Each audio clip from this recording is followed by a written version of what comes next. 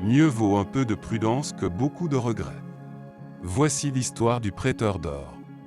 Un soir, très satisfait par le nouveau modèle de pointe de lance que Rodan lui est proposé pour sa garde royale, le roi lui a fait cadeau d'une bourse de 50 pièces d'or. C'est ainsi que sa sœur unique l'implora de donner ces 50 pièces d'or à son mari pour qu'il puisse devenir un marchand prospère et lui rembourser ensuite grâce à ses bénéfices. Rodan, très perplexe, vint trouver Maton, le prêteur d'or, pour avoir ses sages conseils. Maton, très surpris qu'on vient lui demander des conseils, car nombreux sont ceux qui viennent demander de l'or.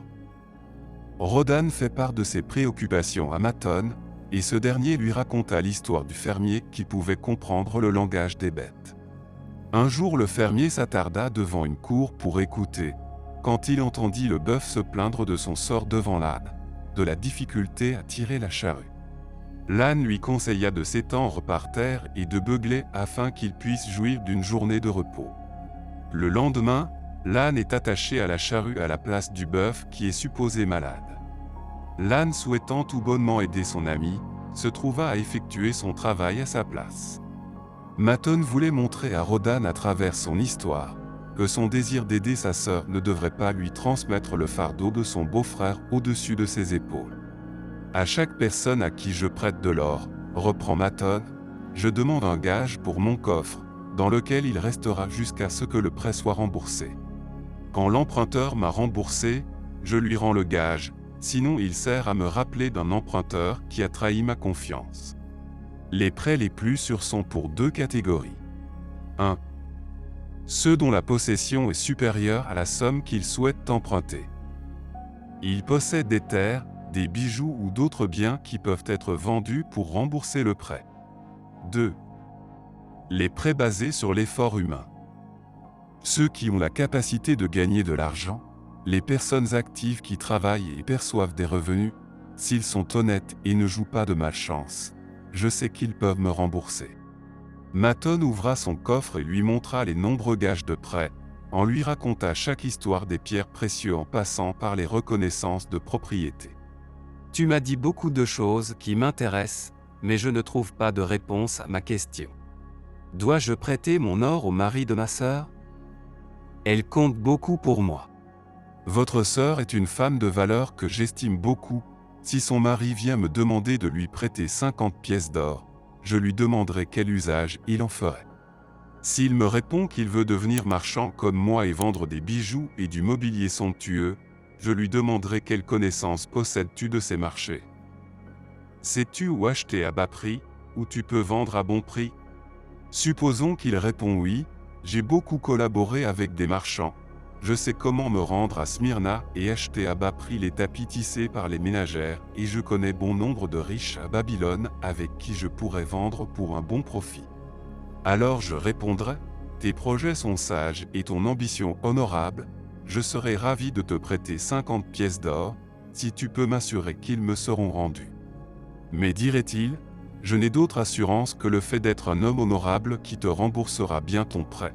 Alors je répondrai, je chéris chaque pièce d'or, si on te les volait en route vers Smyrna ou pillait tes tapis à ton retour, alors tu n'aurais aucun moyen de me rembourser et mon or serait parti en fumée.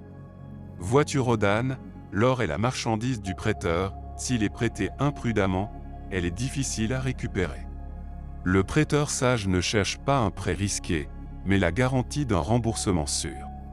Il est louable d'assister ceux qui sont dans le besoin, d'aider ceux qui débutent afin qu'ils progressent et deviennent des citoyens de valeur, mais l'aide doit être accordée avec prudence, au risque que, comme l'âne du fermier dans le désir d'aider, nous nous approprions le fardeau d'un autre. De nouveau, je m'éloigne de ta question, mais écoute ma réponse.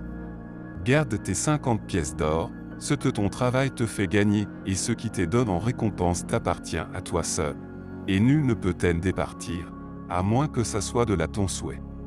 Je le prêterai à condition qu'il te fasse gagner plus d'or, et alors je le prêterai avec prudence et à plusieurs emprunteurs. Depuis combien de temps travailles-tu comme faiseur de lance? 3 années complètes. Et combien as-tu mis de côté en dehors du cadeau du roi? 3 pièces d'or. Tu t'es refusé les bonnes choses et économisé chaque année? et ton abnégation pourrait-il économiser en 50 ans de travail pour couvrir ta perte. Cela équivaudrait à toute une vie de travail.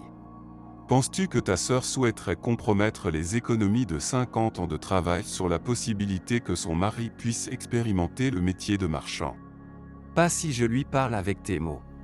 Alors va la trouver, et dis-lui, pendant 3 ans, j'ai travaillé chaque jour sauf les jours de jeûne, du matin au soir, et je me suis refusé de nombreuses choses que mon cœur désirait.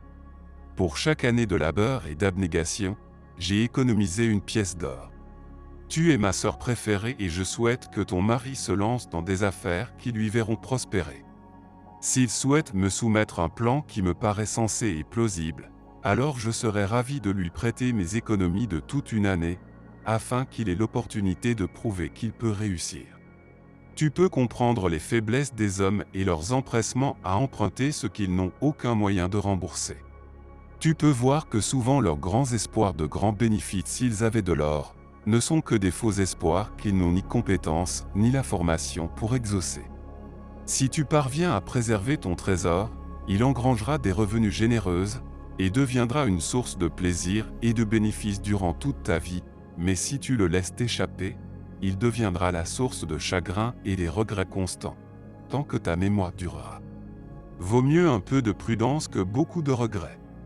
Merci d'avoir écouté notre histoire, n'oubliez pas de vous abonner et d'activer la cloche pour les prochaines vidéos et pour nous soutenir. À la prochaine.